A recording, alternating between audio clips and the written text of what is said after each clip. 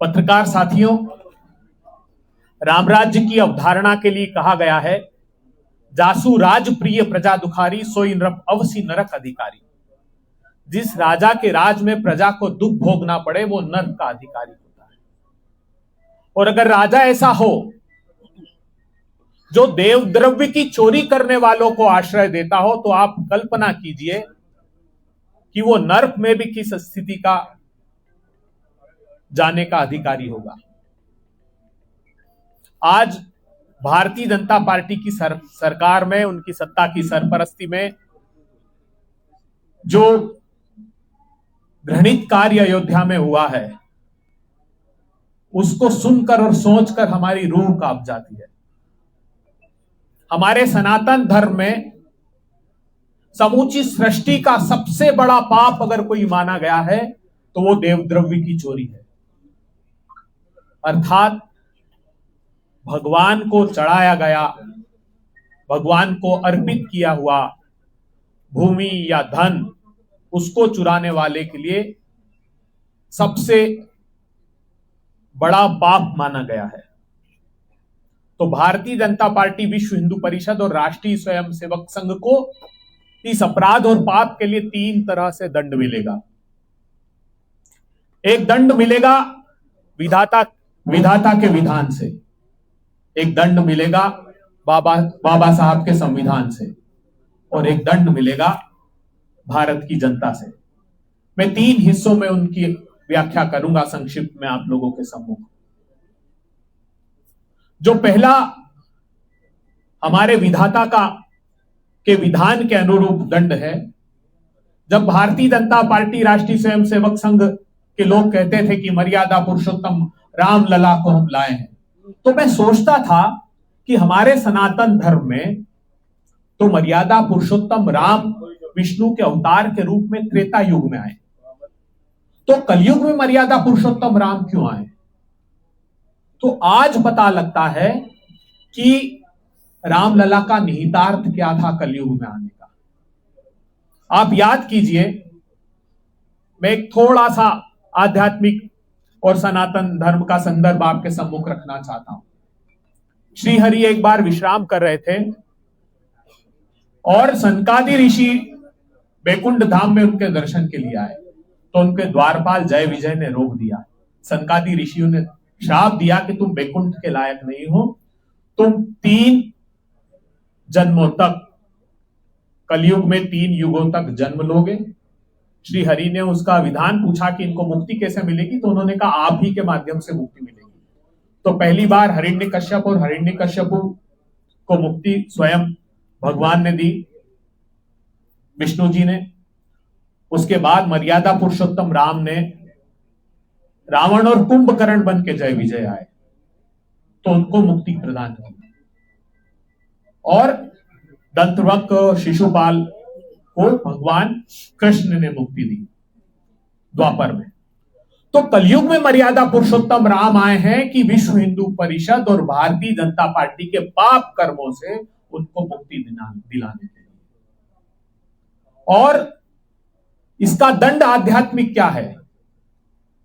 तो हमारे पुराणों में, अग्नि पुराण में लिखा है, 60 वर्ष सहस्त्राणी विष्ठायाम जायते कृमि, अर्थात विष्ठा में कृमि के कीड़े के रूप में 60,000 वर्ष तक ये लोग जन्म लेंगे। ये दंड हमारे विधाता के विधान का है। एक बाबा साहब का संविधान दंड देगा, और एक दंड वो है जो भारत की जनता को निमित्त बनाया मर्यादा पुरुषोत्तम राम ने। उन्होंने संकेत दे दिया, इनको अयोध्या में परास्त किया, इनको चित्रकूट में परास्त किया, इनको रामेश्वरम में परास्त किया, इनको बद्रीनाथ धाम में परास्त किया। तो इन आध्यात्मिक स्थानों पर भारतीय जनता पार्टी की हार तय करके, क्योंकि उनको तो पता था कि उनके देवद्रव्य में ये लोग चोरी कर रहे हैं, तो ये एक दंड निर्धारित हुआ। चोरी कैसे की?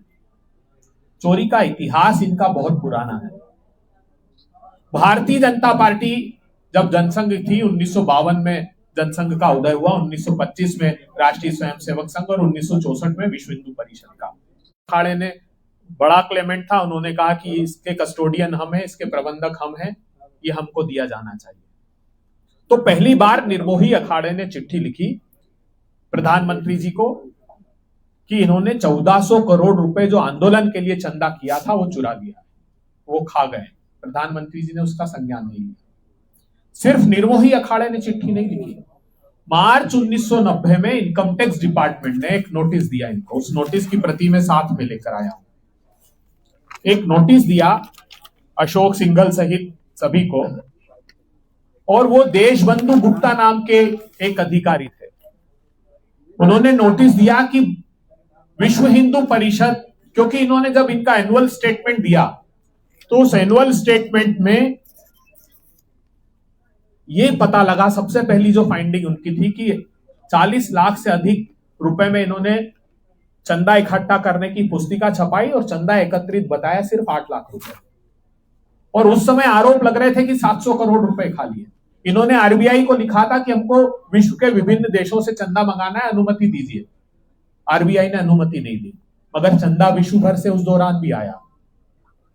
वो जो विश्व बंधु गुप्ता थे, अमेरिका से पढ़कर आए थे, इनकम टैक्स के ऑफिसर थे, उनको इन्होंने विश्वनाथ प्रताप सिंह जी पर दबाव डाला कि हम सरकार गिरा देंगे अगर इस आदमी को आपने ट्रांसफर नहीं किया, सस्पेंड नहीं किया।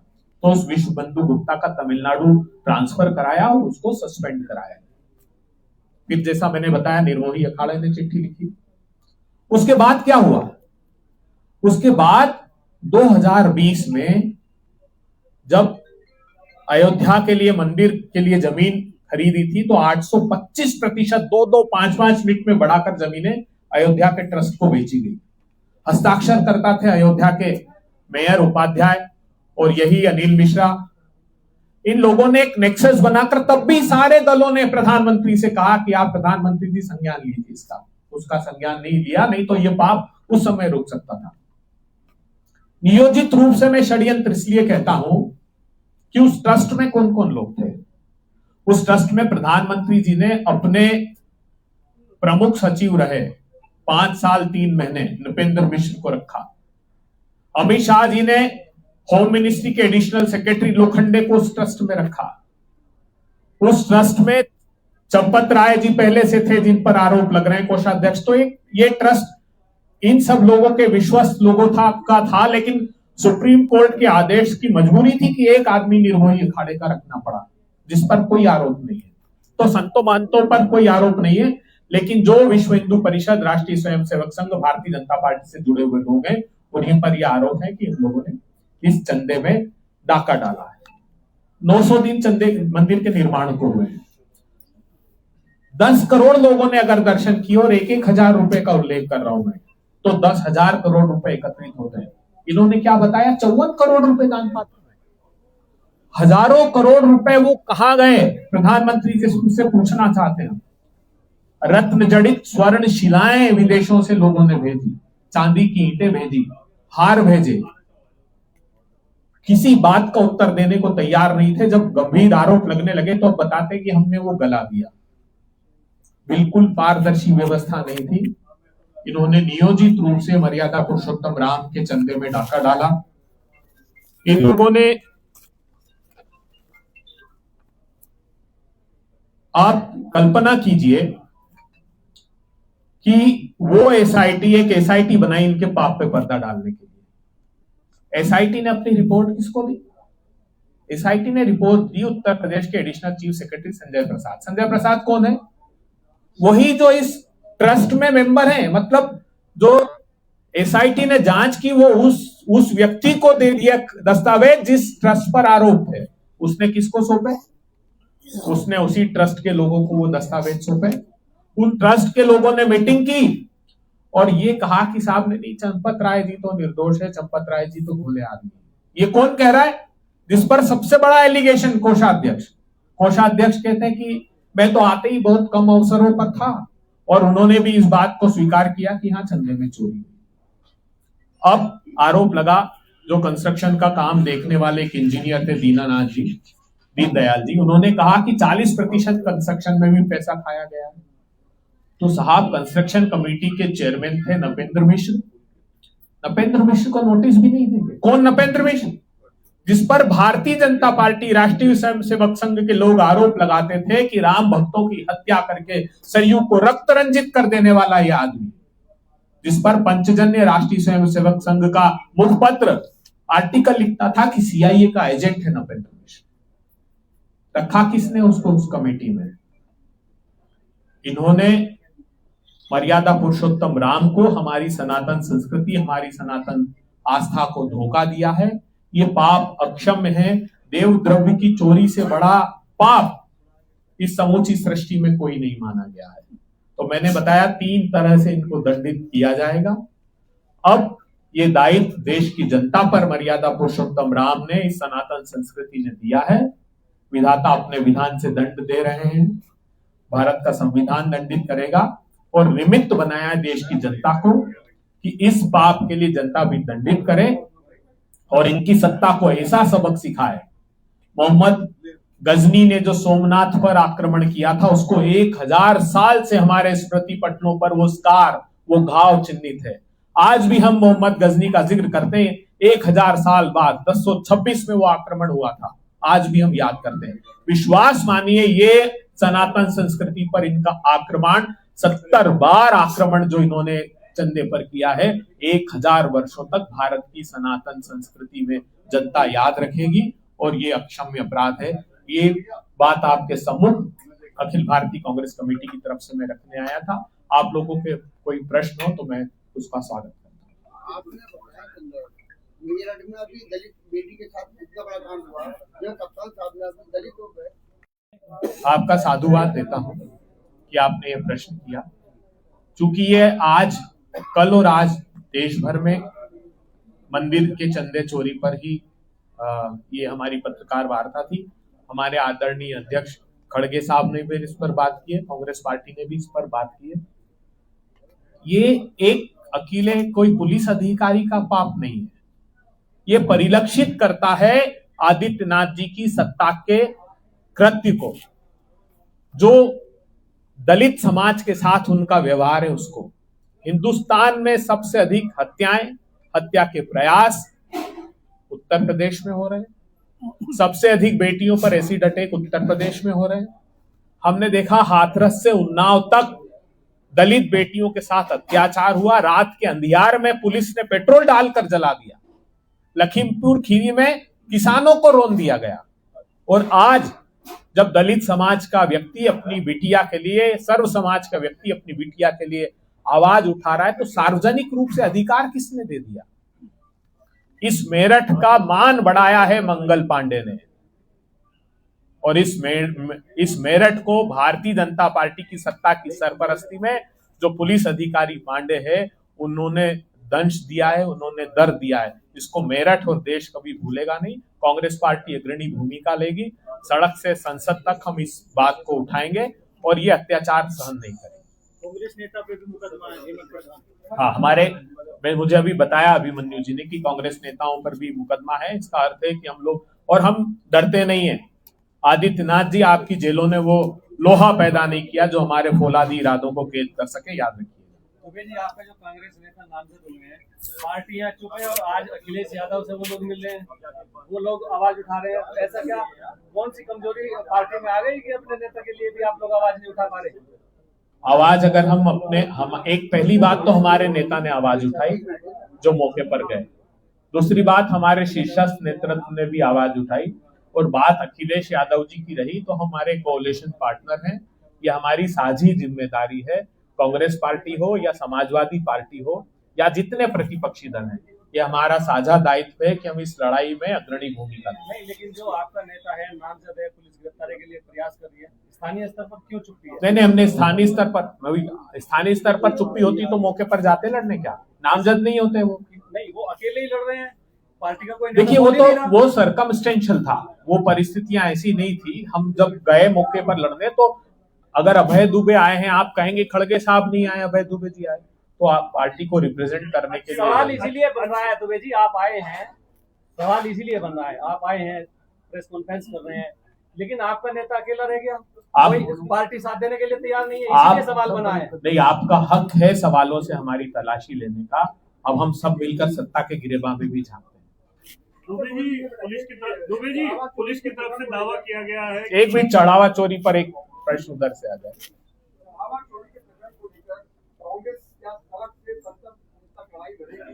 और जो कांग्रेस का आला कमान है, प्रियंका गांधी जी है, राहुल गांधी जी है, सोनिया गांधी जी है, वो रामलला के दर्शन करने के लिए कर रहा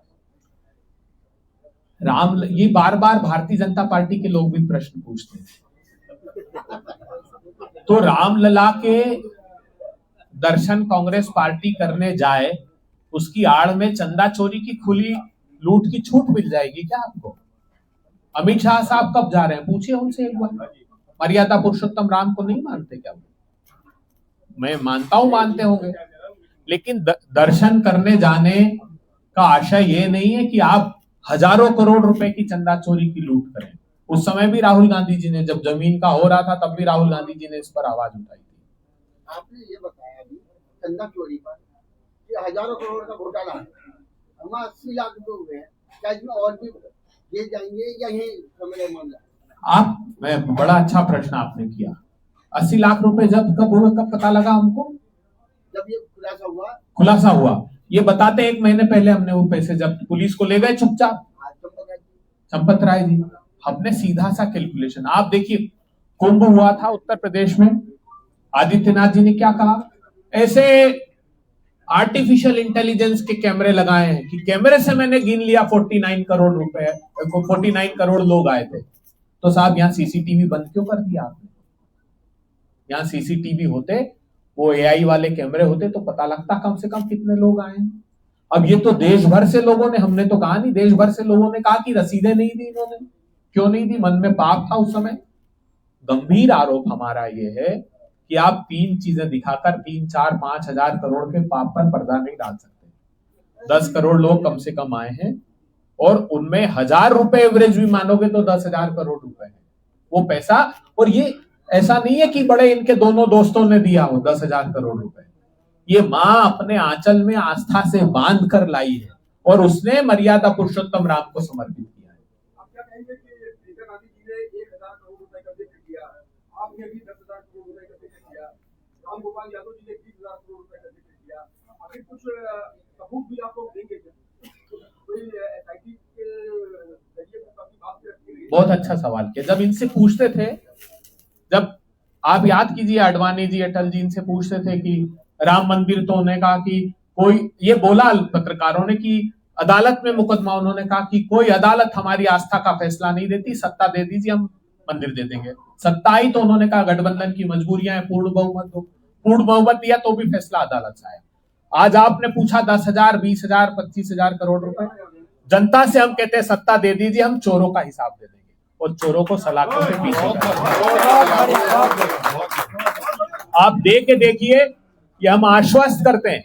हमारे विधाता के विधान ने तो 60,000 करोड़ वर्ष का, जो मैंने बताया, षष्ठी वर्षी सहस्त्र वर्षी विष्ठायाम जायते कृमि, मैं सरल भाषा में अगर उसको कहूं, मैं कहना नहीं चाहता था, विष्ठायाम का अर्थ है मलमूत्र।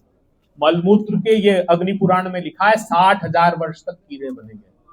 तो मैं देश की जनता से आग्रह करता हूं, दंडित कीजिए इनको, और अगर आपने प्रतिपक्ष को सत्ता दी तो विश्वास मानिए, इन रामद्रोहियों को हम 60,000 वर्ष तक इनको जेल में रखेंगे, यह वादा आपसे करता हूं।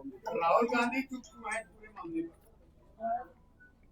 उनका आज प्रश्न आपको ये करना चाहिए था कि वो प्रधानमंत्री जो राम के नाम पर वोट मांगते नहीं थकते थे, एक शब्द नहीं बोले।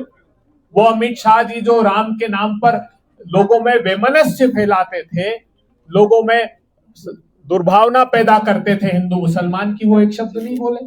राजनाथ जी एक शब्द नहीं बोले, राष्ट्रीय स्वयं सेवक संघ के प्रमुख एक शब्द नहीं बोले। और मैं आज आखिरी बात कीजिए, करने दीजिए, मैं आज भरे मन से ये बात कह रहा हूं। मैं इस मेरठ की पावन भूमि पर आया हूं।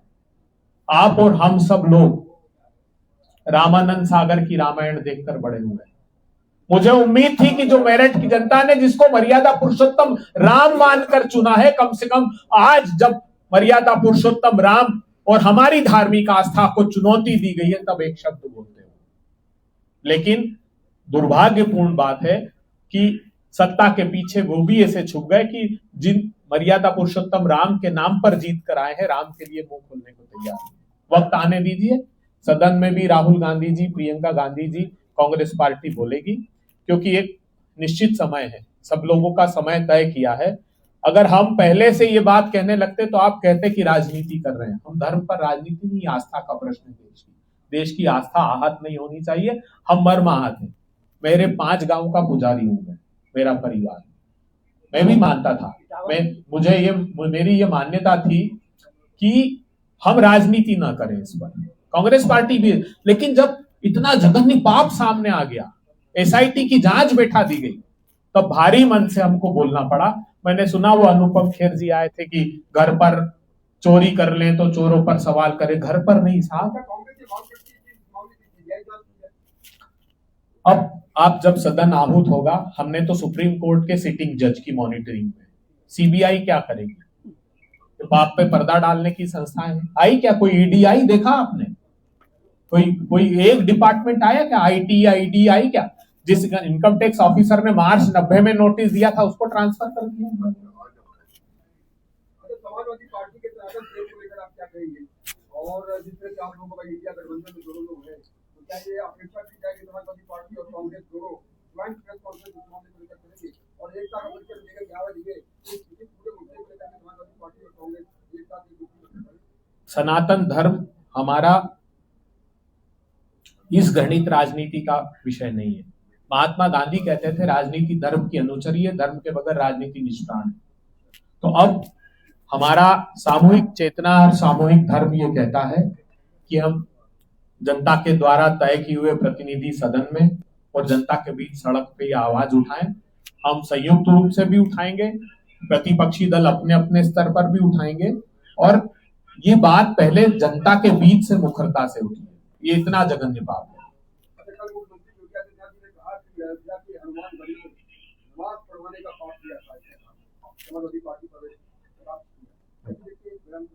उनके राष्ट्रीय अध्यक्ष ने पुण्य कर दिया हनुमान जी को गाड़ी के आगे नचा के, वो पुण्य कर रहे थे। मैं इतना मर्माहत था वो दृश्य देखकर। हनुमान जी गदा का प्रहार नहीं करते थे, मुष्टि का प्रहार करते थे। आप पढ़िएगा, जो हनुमान जी को पढ़ते हैं, रावण को यह अहंकार और भ्रम था कि तीनों लोक में कोई नहीं हरा सकता।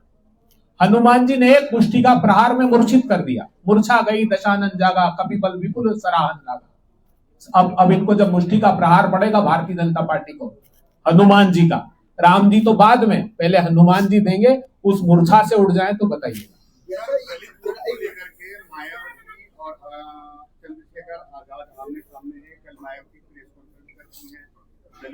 दलित नेताओं पर आरोप लगाती हैं, मगरमच्छ के आंसू बहा रहे हैं। चंद्रशेखर आजाद कहते हैं कि मगरमच्छ के आंसू भी बहाने आके, तो ये राजनीति को आप किस तरीके से देखते हैं दलित वोटों के? मैं राहुल गांधी जी का मंतव्य बताता हूं इस पर। जो राहुल गांधी जी व्यक्तिगत हम लोगों से या देश के लोगों से जब बात करते हैं, एक भी समाज का व्यक्ति जो दलितों की सब आवाज मुखरता से उठाए, उसका सार्वजनिक रूप से या पत्रकार वार्ता में हम आलोचना नहीं करना चाहते। वो कोई भी हो, वो बहन मायावती हो, चंद्रशेखर, कोई भी हो, जो जहां से आवाज उठाए दलितों के समर्थन में दृढ़ता से उठाए, कांग्रेस पार्टी उसका साथ देती। कांग्रेस पार्टी दलित बेटी के घर भी जाएंगे। अब मैं, हमारे जो कांग्रेस पार्टी के हमारे साथी हैं, जैसा निर्देशित, मैं तो अब ये हमारे नेता हैं यहाँ जो जिले के प्रमुख लोग हैं, ये जैसा निर्देशित करेंगे वैसा। नहीं, ये तो मैं पत्रकार वार्ता में इस पर चर्चा नहीं कर सकता। अलग अलग फोरम और प्लेटफॉर्म है, किससे कोलिशन होगा उसके लिए एक कमिटी। अब आहट तो आप उसका मूल्यांकन कर सकते हैं, विद्वान और मूर्धन्य पत्रकार लोग हैं। हम आहट का आभास यहाँ व्यक्त कर देंगे तो चुनाव के बचे हैं, उसमें कांग्रेस पार्टी कितनी सीटें चुनाव लड़ना चाहेगी और कितनी सीटें मिलेंगी गठबंधन में? एक गठबंधन में लेंगे, ये मिलने वाला प्रश्न मत किया था। एक सबसे बड़े राष्ट्रीय राजनीतिक दल हैं, ये मैंने कहा ना कि वो एक कमेटी फॉर्म होती है बाकायदा। जैसे पहले हमारे हर स्टेट में सीनियर लीडर्स की कमेटी फॉर्म होती है। एक स्टेट में कभी भूपेश बघेल जी, कभी अशोक गहलोत जी उसका नेतृत्व करते हैं, तो वो कमेटी इस बात को निभाती है। सही समय आने दीजिए, तय करेंगे। तय गठबंधन में नहीं, देने का प्रश्न ही तय करने का। कोई देता लेता नहीं, गठबंधन में सीटें तय होती नहीं तो गठबंधन के साथ, अगर गठबंधन में कोई साथी कहे कि हम इतनी देंगे, वो बात व्यर्थ है। कितनी हम तय करेंगे लड़ना, ये गठबंधन तय करता है और अच्छे समन्वय के साथ तय होगा, ये बता दें। गठबंधन रहेगा, अच्छे समन्वय के साथ, हम तालमेल के साथ प्रतिपक्षी दल दृढ़ता से लड़ेंगे यथासंभव।